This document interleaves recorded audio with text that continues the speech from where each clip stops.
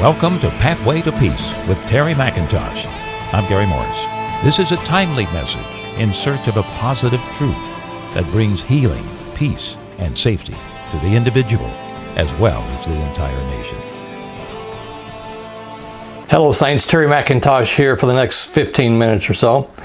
If you're new to our program, you can catch up with us by going to youtube.com, find the search bar, enter Pathway to Peace with Terry McIntosh, and that'll pull us up. This is episode number 31. And because of what's going on in the Holy Land as we're filming this particular program and all of the things about the recognizing of the Golan Heights and the embassy move to Jerusalem and all of the political discourse about money paid to congressmen to support the Jewish state and on, I'm going to do this very controversial program today. And God give us discernment. Let me get right to it.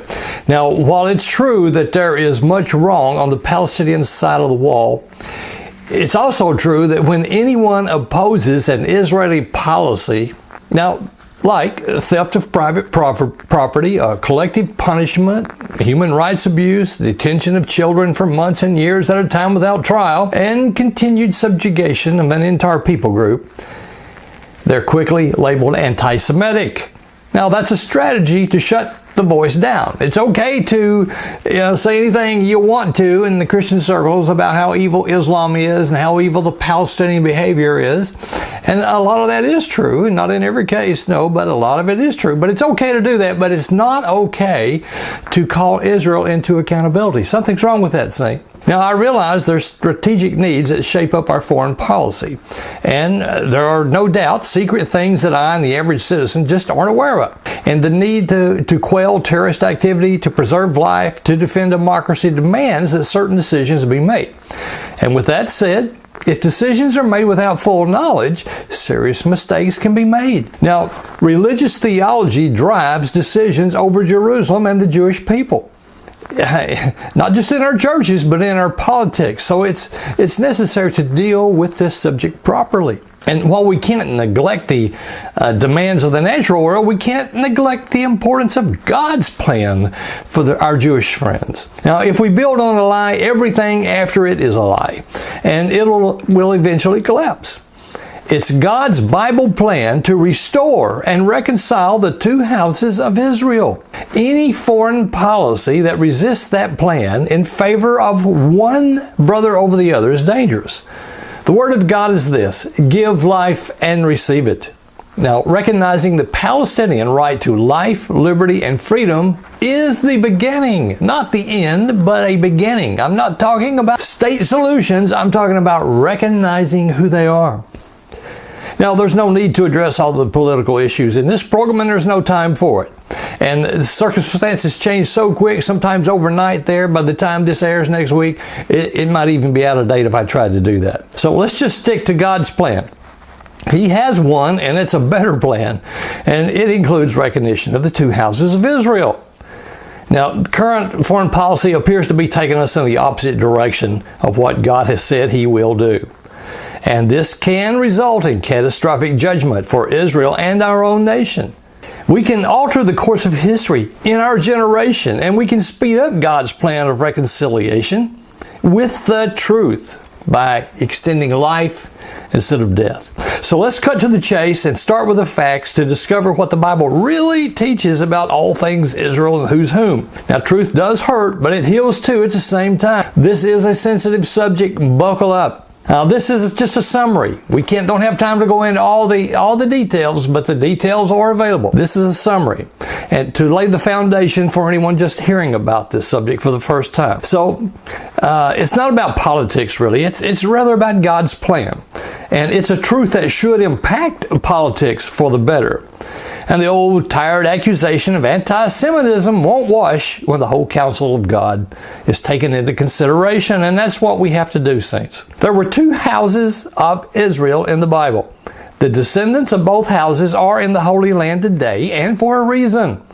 DNA test results confirm that the Palestinian gene pool is a match with the Jewish genes, with the exception of a small mix of Arab genes.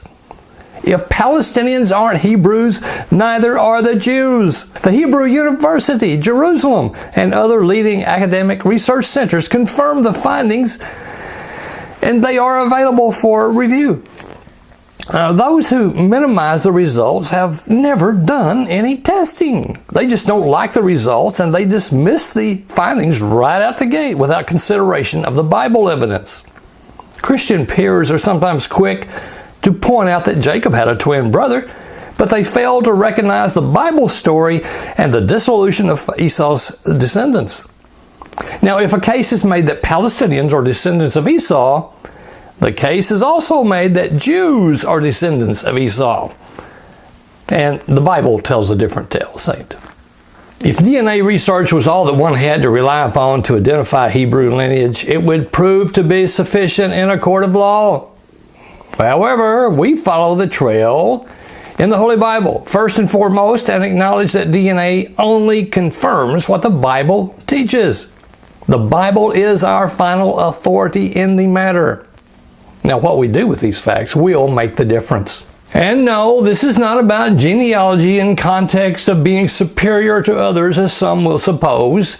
Titus 3:9 warns against such conduct and says to avoid foolish controversies and genealogies and arguments and quarrels about the law, because they're useless. Well, to claim any superiority and a closer relationship to God because of one's heritage is a false vanity. The subject of DNA research is for the single purpose of identifying a lost tribe of the house of Israel, and in proper context does not suggest superiority. It's simply for the sake of identity. It's no more wrong to identify Palestinians as descendants of Israel as it is to identify Jews as descendants of Israel. To dismiss this resurrected Bible truth based on Titus 3:9 would in itself be foolish. When anyone makes a case for superiority, it's always in favor of the Jews,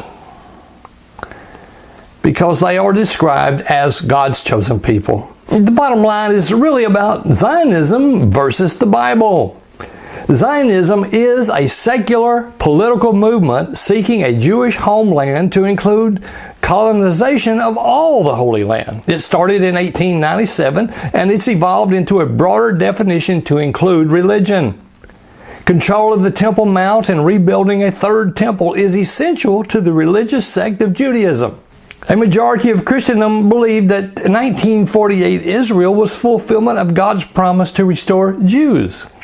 Bible Zionism is not the same as today's secular political movement. Psalms 87 makes it clear. Please, Psalms 87. The Bible trails the birth of the half-tribes to the sons of Joseph. He married an Arab-Egyptian woman from an Arab colony named On. He fathered the half-tribes of Israel. That's in Genesis 48, saints. Genesis 48. Israel placed his name upon those boys. And one of those sons, Ephraim, is used interchangeably in the Bible for Israel. Judah is almost always Judah, especially after the kingdom split. Ephraim is God's firstborn son, Jeremiah 31 verse 9. And the birthright was passed to the house of Joseph in 1 Chronicles chapter 5. The original Israel lived in the north, Judah lived in the south.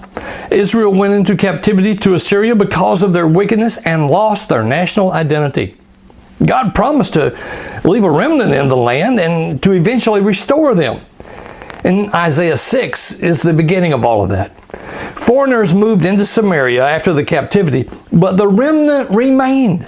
And of course, we know Jesus was born in Bethlehem, and he grew up under the Roman occupation. The stump left from northern Israel became known as Samaritans because they lived in Samaria, north of Jerusalem. Jesus encountered a Samaritan woman at the well in John 4. She proclaimed her Israelite heritage, and Jesus accepted her testimony.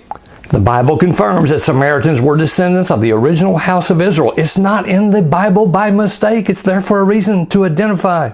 Now, Jews of that day considered the Samaritan as half-breeds and just unworthy, and the Samaritan hated Jews too, much like the situation is today. Samaritans were among the first disciples of Jesus, though. When he told the 12 disciples not to go into Samaria, it was likely because of the animosity that existed between Jews and Samaritans. It didn't take long, however, for new disciples to embrace each other through the gospel. Jews were eventually expelled from Jerusalem and Judea in 135 AD when they revolted against Rome for a final time. They were dispersed around the world. In the northern stump, the Samaritan Christians moved into Jerusalem and were the Christians that the Crusaders came to free with the advent of Islamic invasion. A lot of bloody history happened after that, but it's not relevant to the subject. The point is that the northern stump from the original house of Israel had remained in the land. Regarding who is whom, the majority of the stump are today's Palestinians. They're not descendants of the Philistines or Ishmael. They're bloodline descendants of the original house of Israel. DNA confirms what the Bible teaches us about it. Most of the stump has converted to Islam and been absorbed into the Arabic culture politically and religiously. But with the advent of DNA proof, it's clear to an intellectually honest person that today's Palestinians are as much Hebraic as any Jew. If the word Jew represented the whole house of Israel, they would be called Palestinian Jews. But they're not Jews. They're from the tribes of Joseph, the original house of Israel. The Bible makes a clear distinction between the two. Prophecy is not fulfilled yet until we recognize and accept both houses of Israel. The Palestinians are dry bones waiting to live again. And God has promised to do it for the sake of His holy name in Ezekiel 36:22, not because of an ancient promise to Abraham. That covenant was broken. It's not about entitlement. It's about God's strategy. It's about His honor. Now, misunderstanding of the word Jew adds to the problem. The word Jew was invented by Bible translators in the 1800s, and in proper context, it referred to Judah, or more often, Judean, a geographical area. And special interest groups seized the word Jew and have claimed it to represent a race of people. When we hear it said, King of the Jews, in reality, it says, King of the Judeans. In other words, people of different race and nationalities living in Judea. It's a much bigger, magnificent plan than what man teaches. Now, regardless of politics or Christian assumptions and preferences, God will unite the two houses of Israel by war or peace. And there are several promises to that end. Too many to mention, but there's one I especially like. Isaiah had promised the captivity, but he also said that he will assemble the outcast of Israel. That's the Palestinians, and he'll gather the dispersed of Judah, the Jews, from around the world. And Ephraim, the Palestinians, shall not envy Judah, the Jews, and Judah, the Jews, shall not vex Ephraim, the Palestinians. It's a beautiful plan of reconciliation to support continued Jewish subjugation of the Hebraic brothers is against God's plan. Now, someone will always want to argue Jewish ownership and domination, but God warned in Hosea chapter 5, verse 10, Saint, Judah is like one who moves boundary stones. I will pour out my wrath on him like a flood of water. Yikes, we don't want that. It's to our benefit as an individual, as a nation, to seek the reconciliation of the two houses of Israel. Time's gone, gotta go. Come back and join me next week. In the meanwhile, be safe and happy. Macintosh out. You can write us at Post Office Box 766, Paducah, Kentucky 42002, USA. That's Post Office Box 766, Paducah. That's spelled P-A-D-U-C-A-H, Paducah, Kentucky 42002, USA.